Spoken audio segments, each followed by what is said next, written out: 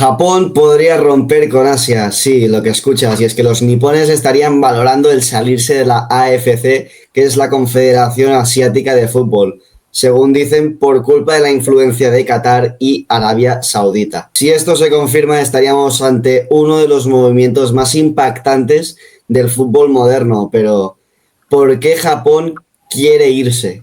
¿Qué hay detrás? Y sobre todo, ¿a dónde iría? Vamos a desglosarlo todo y para ello estamos aquí con Alex y Arnau. Bienvenidos, chicos. Buenas. Y bueno, vosotros, ¿cómo definiríais todo esto en una palabra?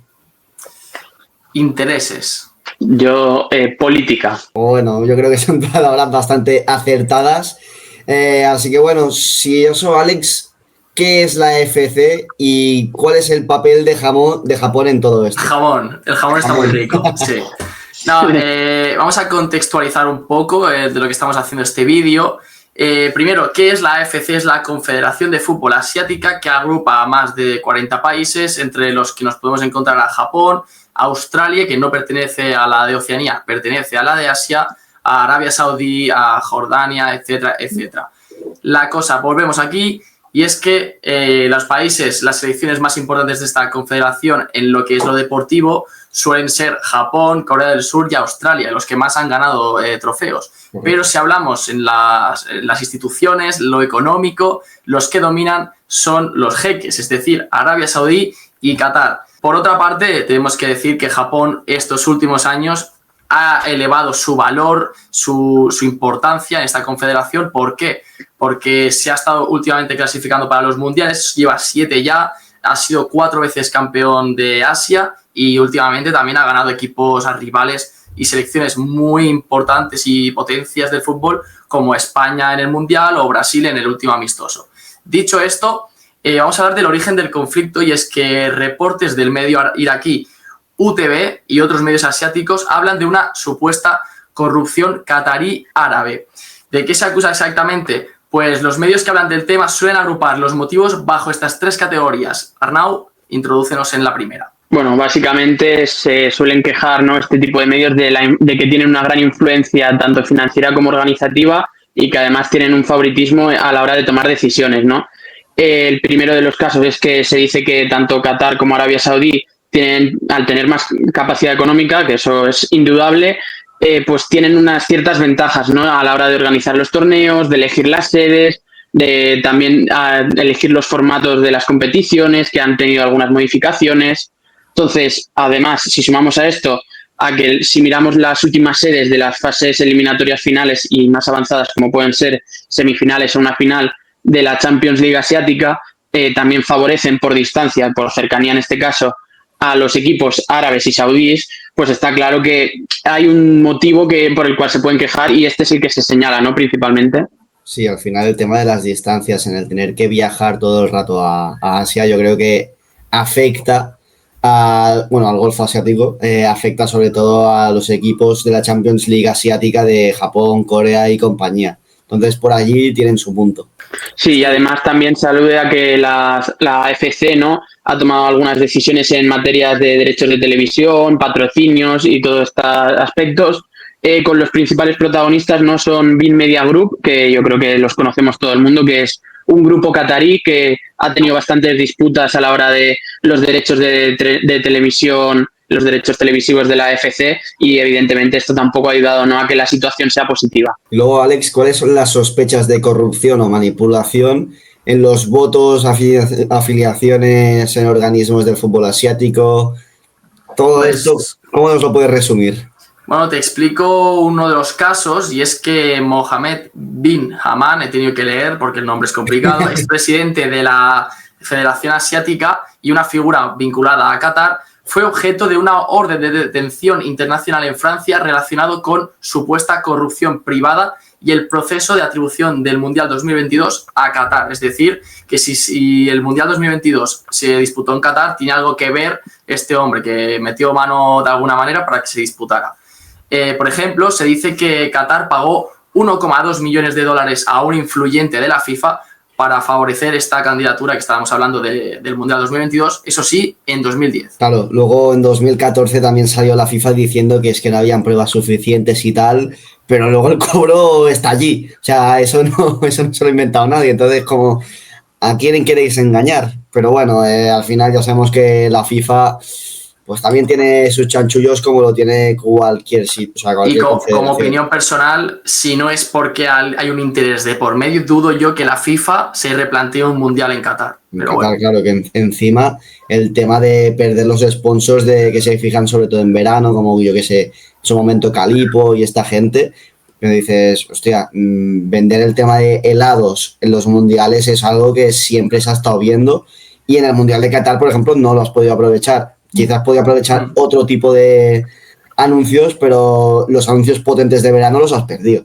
Por cierto, en aspecto económico ahí pierdes. Antes de que sigas, ahora salió el otro día el presidente de la FIFA diciendo que los mundiales los quería todos como en la época de noviembre, diciembre, y tiene algo que ver también seguro con algo de las potencias económicas, seguro. Sí. Eso ni cotiza. Luego, sobre problemas de gobernanza y derechos de transmisión y piratería que al final implican favoritismos o concesiones bastante discutibles, podemos hablar sobre la empresa Bain con base Qatar, como ya habéis comentado, y que es que al final exige acciones legales contra la AFC porque alegaba que la Confederación permitió o colaboró al fin y al cabo con la piratería, que sería BeOutQ, que es una sociedad anónima, y al final el streaming gratuito en Arabia también se vio por ahí reflejado al final con partidos de la AFC, yo que sé, por ejemplo, entre un Japón contra Qatar mismo. O sea, se podía ver todo gratis y claro, todo esto al final fuera de Asia pues influye en el tema de beneficiar a ciertos países en el tema económico, en el tema de distribución, así más del dinero que se va distribuyendo. En esencia de todo esto, al final la percepción es que las selecciones de Arabia y Qatar tienen canales de influencia comercial que están distorsionando la competencia y los equilibrios tradicionales desde dentro de Asia. Entonces todo esto nos llega a preguntarnos el por qué estos hechos se vinculan al rumor de Japón saliéndose de la AFC. Bueno, la respuesta a esto es que al final, desde la perspectiva de algunos países del este asiático, por ejemplo, Japón o Corea del Sur, el juego de la AFC ya no sería tan imparcial si una parte del continente, como sería sobre todo Qatar o Arabia, al final lograr ventajas logísticas, económicas y organizativas, se genera la percepción de un campo reducido para los que están más lejos de Asia. Del este de Asia sobre todo. En ese contexto, Arnau, ¿qué decisiones del territorio árabe / catarí favorecen en este aspecto? Hombre, está claro, ¿no?, que algunas decisiones que se han tomado, como las sedes de finales, que han sido principalmente tanto en los países catarís y árabes, han favorecido a estos clubes y que son los que más recursos tienen y más beneficiados pueden salir de estas decisiones. Pues esto también alimenta, ¿no?, un poco la idea de que la AFC no defiende de la misma forma a todos los países que forman parte, ¿no? Sí. Y si además se percibe que la gobernanza de la AFC está influenciada por las potencias cataríes o árabes, pues entonces surge la idea de que quizás sí que convenga crear otro bloque, entidad, organización mucho más equitativa, que esto da más fuerza, ¿no?, y al rumor de que Japón se quiera salir de esta confederación. Y luego sobre el tema de las limitaciones y aclaraciones importantes, Alex, ¿qué nos puedes contar? Tenemos que decir que todas estas acusaciones que decimos que la AFC puede ser corrupta o no, son sospechas, son filtraciones, los medios lo han ido publicando. Sí que es verdad que no se ha hecho muy mediático, por eso estamos haciendo en parte este vídeo, pero aclarar que de momento son sospechas, no son acusaciones, y que la AFC de momento no es corrupta. Ya se verá. Sí, y un ejemplo de esta situación es, la investigación de la FIFA sobre la candidatura de Qatar de 2022, que hemos comentado que posiblemente hubo influencia con el pago que hubo y todo esto, pero realmente se concluyó que las infracciones eran de alcance muy limitado por parte de la FIFA, ¿no? Entonces, si miramos medios oficiales, como puede ser la FIFA, que más oficial que eso, hay poco, consideran que no tuvo un impacto, ¿no? No ha habido ninguna influencia directa, aunque bueno, eso ya es a juicio de cada uno. Claro, sobre esto que estabas diciendo tú ahora, Arnau, es que a mí esto de las influencias de que está acusando ahora mismo Japón me hace recordar un poquito a cuando China, por ejemplo, con la Superliga que hicieron esos fichajes de Paulinho, Hulk, Oscar, es que todos estos fichajes al final también influyeron a que China pudiera mejorar muchísimo esa base de jugadores que podían ir aprendiendo de estos talentos. Y al final, pues obviamente lo chaparon para que no hubiera tanta distancia por el tema de los clubes y que había como mucha corrupción y tal. Pero claro, esto con Arabia y con Qatar quizás no se puede llegar a ver tanto de esta corrupción, de gastar tanta pasta, porque al final todos son jeques y aquí la FIFA le interesa que también se mueva por ahí la pasta del fútbol.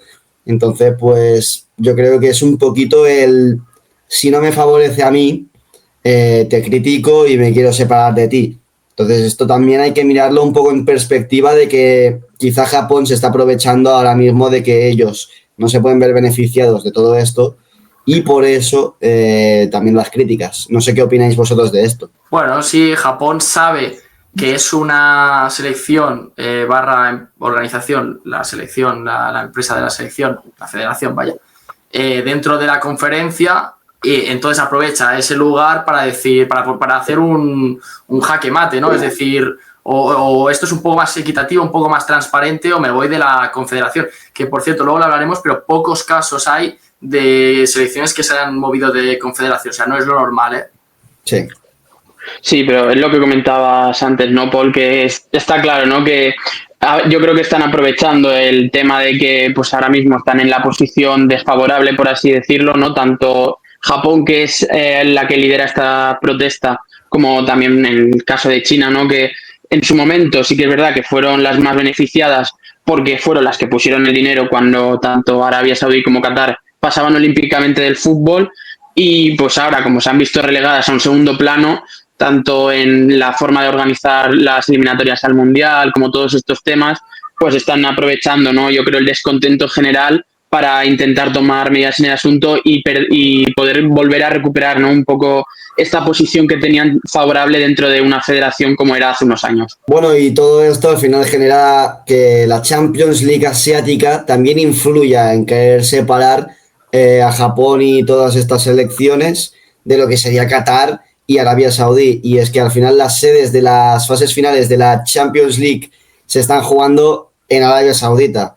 Esto al final lo que genera son ventajas logísticas y económicas para los clubes árabes y catarís que no disponen los equipos como Japón, China, entre otras selecciones. Y todo esto, pues al final también lleva al rumor de una nueva confederación del Este, con el objetivo de que Japón, pues al final haga esa confederación del Este de Asia. Aquí entran bastantes países, chicos, para que pueda jugar todo esto. Entre ellas Corea del Sur, China, Malasia e Indonesia estarían de momento, por lo que se dice, a favor de crear esta confederación del Este de Asia. Al final lo que se buscaría es una equidad económica, logística y una representación más justa a la hora de clasificar a los mundiales a partir del nivel real de los jugadores a nivel también histórico y no solo de la influencia de los jugadores de otros países para mejorar tu cantera. Que también lo encuentro un poco todo enrevesado, pero bueno, al final es también por donde lo enfocan a nivel secundario de lo económico. Y luego también todo esto se buscaría realizar una vez termine el Mundial de 2026 y ya para la clasificación del Mundial de 2030. Todo esto pues al final genera un poquito de incertidumbre, pero bueno, al final la idea no es solo futbolística, sino que también es política y los países del este se sienten marginados y al final es lo que lleva esto de los petrodólares y los problemas que se están viendo. Luego hay escenarios también alternativos a la UEFA o la CONCACAF, ¿no, Alex?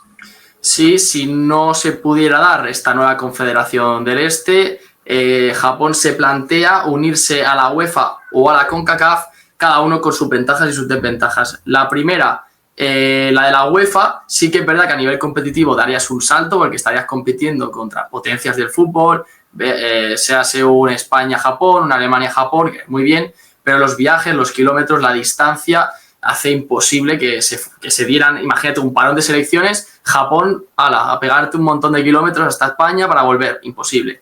No. Luego la otra es la CONCACAF, que a nivel logístico es más viable, sí, porque está más cerca, pero a nivel de partidos, evidentemente, pues no es lo mismo un México-Japón que un España-Japón.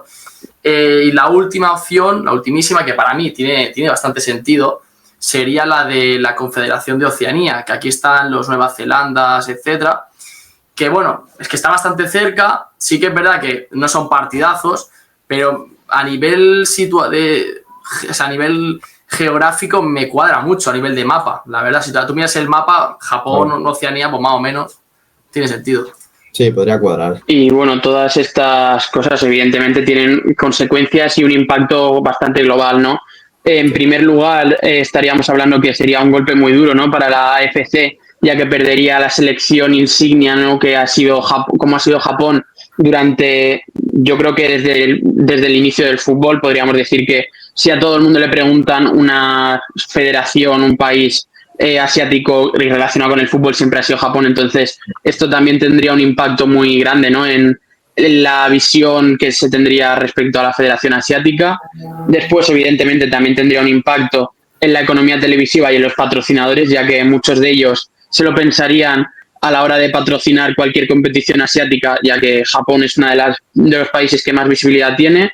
Y también podría inspirar a otros países a replantear su afiliación. O sea, podemos estar hablando de un efecto dominó, que el cambio de Japón a otra federación, que es algo que es un hecho no inaudito, pero muy poco común, ya que el último caso que tenemos fue en el 2006, cuando Australia pasó de la Federación de Oceanía a la Asiática. O sea, en este caso, que lo que comentaba Alex, que es una de las opciones más viables, ¿no?, que sería que Japón se fuese a Oceanía, pues estaríamos hablando que muchos años después el primer cambio que se haría sería el cambio inverso, ¿no? Entonces sería también algo curioso que veremos si se acaba dando. Hay muchos aspectos a tener en cuenta antes de tomar cualquier decisión y evidentemente esto es una cosa que se está barajando, pero antes de que se lleve a cabo, si se acaba llevando a cabo, que eso aún está por ver porque está todo muy en el aire, pues tienen que valorar, ¿no?, estas posibles soluciones que tendrían y veremos qué acaban haciendo.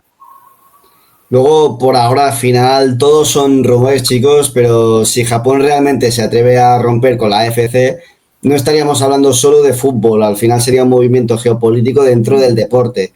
Una forma de decir que al final no quieren jugar bajo las reglas del dinero. Entonces lo que nos preguntamos nosotros es si al final lo harán o si la AFC reaccionará a tiempo. Entonces al final el tiempo es el que dirá. Entonces ahora nosotros lo que queremos saber es ¿qué opinas tú? ¿Debe Japón romper al final con la AFC o quedarse y luchar desde dentro? Déjalo en comentarios y suscríbete para más contenido internacional y esperemos que os haya gustado el vídeo, así que un saludo. Adiós. Adiós.